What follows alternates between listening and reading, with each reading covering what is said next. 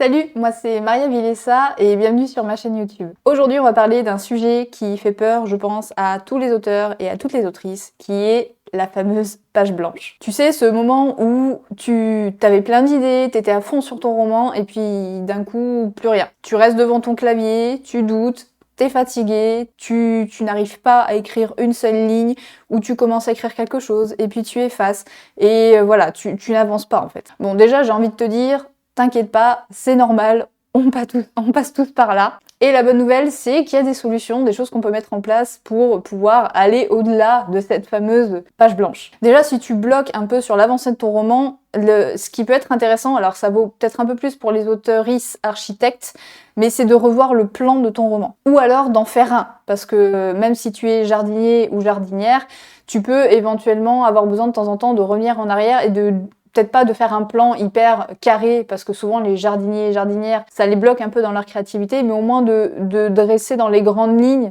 vers ce vers quoi tu as envie d'aller par la suite. Et parfois, en fait, on est bloqué parce qu'on sait pas où on va. Moi, je sais que j'ai connu ça sur le premier jet de mon roman actuel, c'est-à-dire que moi, je suis architecte plus, donc j'avais quand même fait un plan, une planification, un chapitrage et tout ça. Et je sais pas, au milieu de mon roman, quelque chose comme ça, j'ai commencé à plus savoir quoi écrire. Je savais à peu près où je voulais aller, mais je savais plus quoi.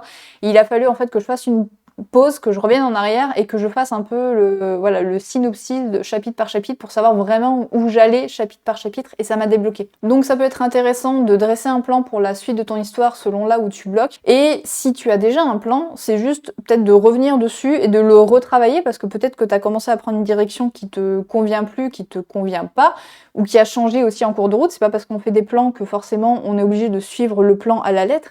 Des fois ça change au cours de route, et des fois ça demande juste à revenir en arrière et à retravailler son plan ou la suite de son plan. Et des fois déjà rien que ça permet de remettre un petit peu les idées en mouvement et à te débloquer. Deuxième point que j'ai envie d'aborder avec toi, c'est juste d'écouter ta fatigue, parce que des fois quand on a un blocage comme ça, le syndrome de la page blanche, c'est juste qu'on est fatigué et qu'on a juste besoin de faire une pause. Parce que oui, on ne peut pas être au taquet tous les jours, on a aussi une vie en dehors de l'écriture. On a des fois c'est de la fatigue physique, mais c'est aussi de la fatigue psychologique, où juste on n'a pas l'espace mental pour ça, tout simplement. Donc déjà, ciao, le conseil d'écriture, d'écrire tous les jours, parce que ça ne s'applique pas à tout le monde, même si je comprends les raisons qu'il y a derrière.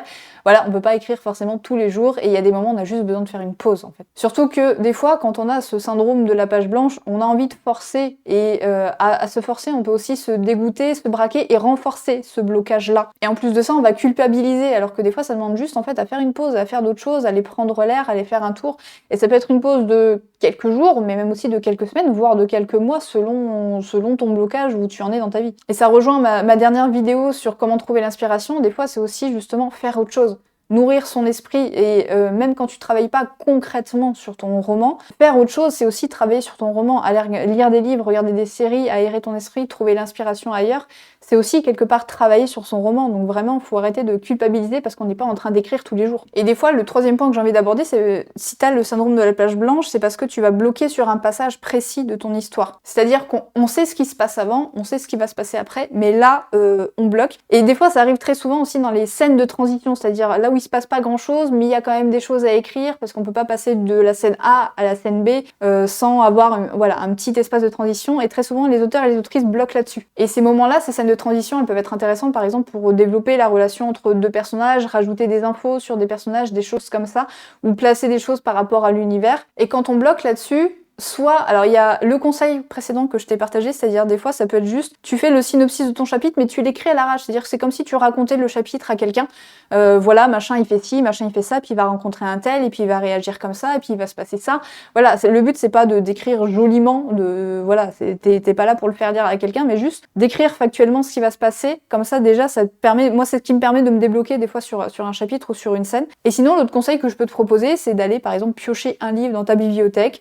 ouvrir une page au hasard, ou alors repenser une histoire que t'as aimée et peut-être t'inspirer de ce qui s'est passé. On parle pas de copier, mais voilà, peut-être que ta scène sur laquelle tu bloques te fait penser à une scène que t'as connue dans un livre, dans un film, et tu peux aller voir comment eux, ils ont un peu démêlé le truc, ou comment eux, ils ont avancé par rapport à ça, et ça peut aussi t'inspirer et te donner des idées. Le quatrième conseil que j'ai envie de te donner, et qui peut aussi s'appliquer à moi, c'est d'apprendre à lâcher prise et à lâcher le perfectionnisme. C'est-à-dire que très souvent aussi, on bloque et on a le syndrome de la page blanche parce qu'on a envie que ça soit parfait tout de suite et que ça soit génial et que voilà, ça soit déjà la scène, la phrase que tu as envie de partager partout sur les réseaux sociaux. Sauf que, en fait, des fois, à trop vouloir être parfait, c'est ne pas s'autoriser justement à être imparfait.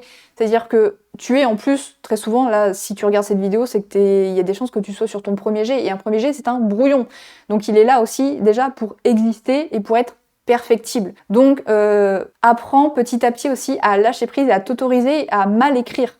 Parce que rien n'est figé dans le temps, c'est-à-dire que ce que tu auras mal écrit sur ton premier jet, tu pourras le retravailler plus tard et le rendre magnifique après. Un premier jet, il est là aussi pour avancer, donc autorise-toi à écrire de la merde, à écrire, voilà, par exemple, tu bloques parce que t'arrives pas à trouver le nom d'un nouveau personnage que tu viens d'introduire, tu mets X et tu te mets en note, voilà, trouver un nom pour plus tard, ou alors tu bloques sur une scène, tu peux mettre genre 3 petits points, te mettre une note sur ton fichier pour dire, voilà, trouver une idée pour plus tard, et tu avances, et tu avances, et tu verras que des fois, ça dépend comment tu écris. Il y a des gens aussi qui écrivent dans le désordre.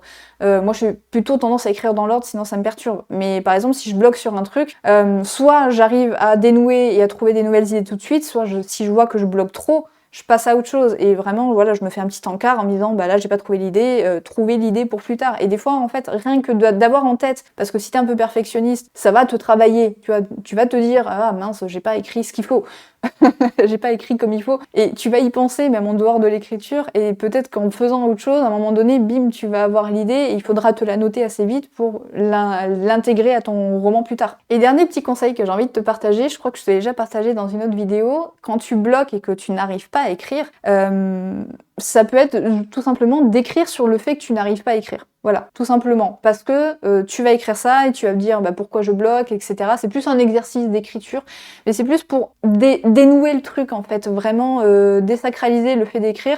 Et des fois, en fait, rien que... Parce que très souvent, en fait, quand on bloque, après, on procrastine derrière parce qu'on a peur de ce blocage et on fait un petit peu l'autruche. Et en fait, des fois, le plus dur, quand on est dans une phase comme ça, c'est juste d'ouvrir son fichier, d'ouvrir son cahier, son carnet et d'écrire. Peu importe si t'écris à propos de ton histoire ou d'autres choses, c'est de te lancer. Moi, là, ces dernières semaines, ces derniers mois, je bloquais par rapport à la réécriture de mon roman. C'est-à-dire que je procrastinais.